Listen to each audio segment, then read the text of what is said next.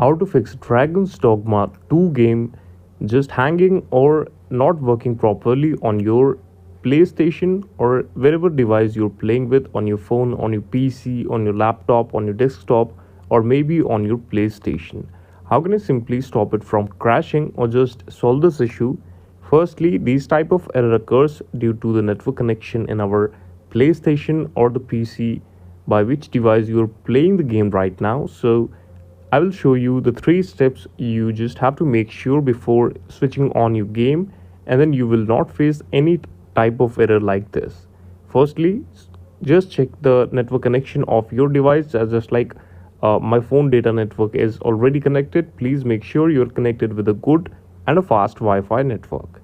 Secondly, just check that if you have any outspace running in your device, that is, please clear the storage of your device wherever you're playing this game. And third is simply restart your PlayStation to solve this error. And if you still face this, just please keep your PlayStation switch off for about 1 to 2 hours and then restart the game with connecting with a better network connection.